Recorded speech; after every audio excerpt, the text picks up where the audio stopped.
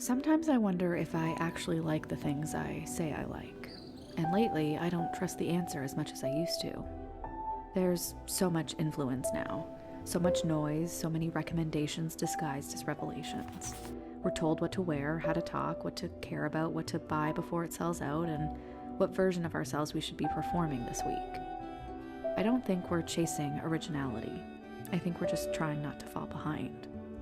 And at some point, it gets hard to tell the difference between being inspired and being absorbed. It's not that we're doing it on purpose. No one wakes up and decides to become a diluted version of someone they follow. It just happens, a little at a time.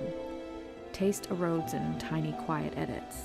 A borrowed tone, a new filter, a sentence you didn't mean to copy. Until you start editing yourself to match a version of you that never actually existed, but photographed really well. Even as I write this, I've got a half-filled cart open in another tab.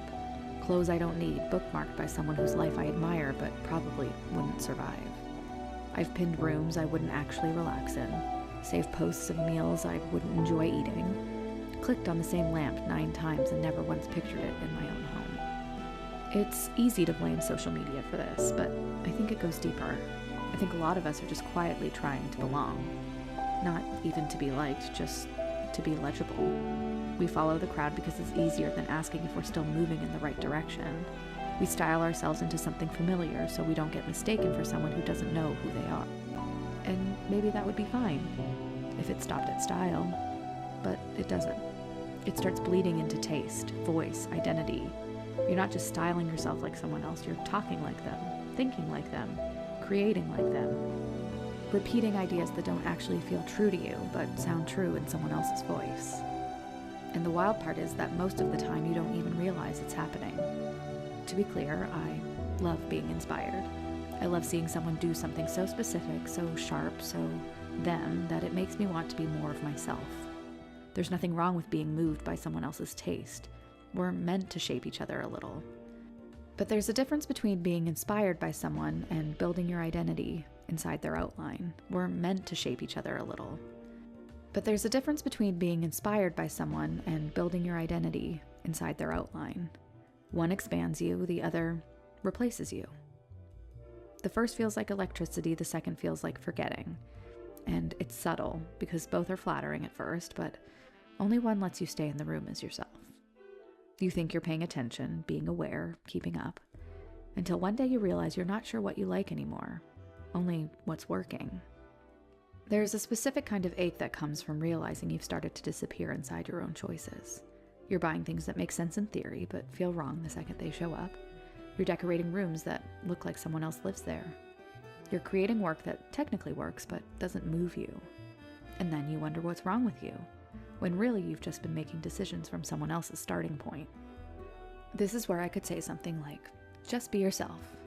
But I won't, because it's lazy advice, and also it assumes you've had uninterrupted access to yourself, which most of us haven't. I know I haven't. I know I used to. I know I didn't always second guess it. But somewhere between the feed, the market, and the mirror, I got easier to market and harder to recognize. We've been marketed to since childhood, branded by school, work, peer groups, platforms, algorithms. There's a version of you who exists entirely in reaction to what the world told you to be. So no, being yourself isn't obvious. It's not even always intuitive. Sometimes it's something you have to recover. And the frustrating part is it's not always clear what's yours and what just stuck to you. Some preferences feel like muscle memory, like you've been rehearsing someone else's taste for so long that you've started mistaking it for your own. You go along with it. You say, this is so me, even when it feels a little off, a little tight in the shoulders. That's how it happens. You don't decide to abandon your individuality. You just stop checking in. And suddenly, everything you like is something you saw first in someone else's life. Everything you create sounds a little like the last thing that went viral. Every idea has a shadow over it, a half-remembered caption, an aesthetic filter, a tone that doesn't quite belong to you but seems to perform better than the one that does.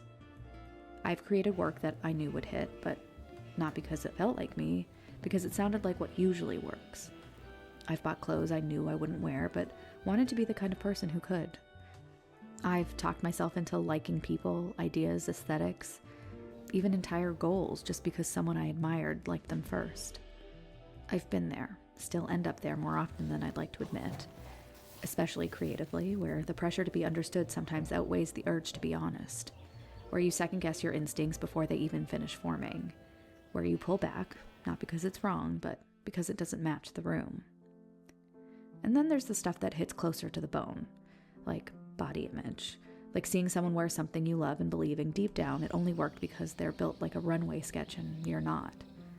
I've cried over pieces of clothing that made me feel like I failed at being a body, not because the clothes were wrong, but because I was holding myself to the reality of an edited photo in golden hour lighting with 17 links in the caption and zero proof it ever actually looked like that in real life.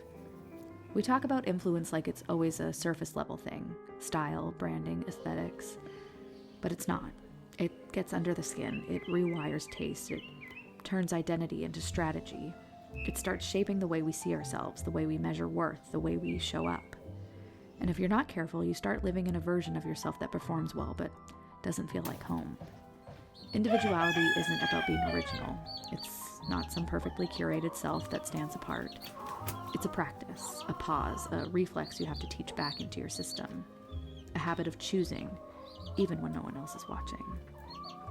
It's the part of you that makes the less obvious choice, that pauses before the purchase, that changes their mind halfway through a trend cycle, that reads something and doesn't immediately try to turn it into content, that sits in the mess of not knowing what you like and still refuses to outsource the answer. It's inconvenient, sometimes isolating, because the truth is when you stop mirroring everyone else, you don't always get a replacement identity right away. You just get the space. And at first, the space feels like failure. But eventually, it starts to feel like freedom. If there's any kind of direction I'm moving in, it's towards that.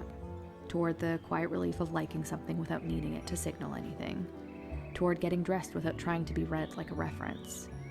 Toward creating work that sounds like me, even when I'm still figuring out what that actually means. I don't have a clean philosophy around it.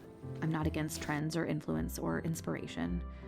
I just want to make sure I still exist underneath them. That the things I like, the ones that stay with me long after they stop being relevant, aren't just fragments of someone else's taste I accidentally built a life around. That's what I'm recovering. Not a brand, not a persona, just a through line. The one I didn't borrow, the one that doesn't need to be seen to be real. The part that stays, even when everything else cycles out.